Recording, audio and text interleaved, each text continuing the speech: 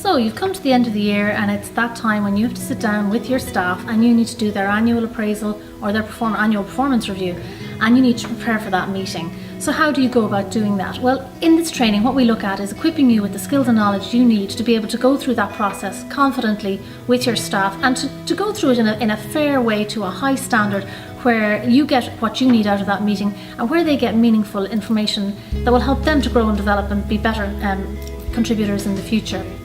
So we look at what do you need, what is the information you need. So prepare. What do you need before you go into that meeting? How do you empower the employee? How do you get them to take some ownership of their own appraisal? How do you organise the meeting? Where and when do you hold it? How do you facilitate it? What's the conversation that needs to happen during the meeting? Preparing for giving feedback. Giving feedback is something that a lot of us are actually quite uncomfortable with, so that's something we'll role play around to help you gain your confidence and your skill in that area. And giving positive feedback is quite different to giving negative feedback. So do you know that, and do you understand the difference between the two and the value of taking a different approach to each? So we look at that. Addressing underperformance or providing feedback where you anticipate a negative response back from the person, that's something that most of us would be anxious about doing. So we specifically look at that. How do you go about giving feedback that's less than positive? Where are the performance gaps? How do you address them?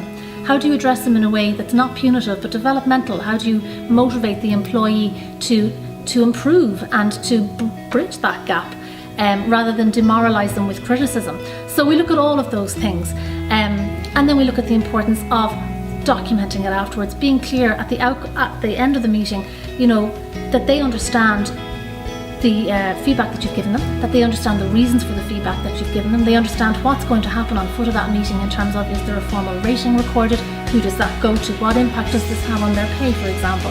And then if it has to feed forward into then a goal setting meeting for the following year, or a role setting meeting, or whatever the term might be in your own company, how is that going to happen? So what's going to be taken from this review meeting and used to help set maybe developmental goals or challenges for the following year?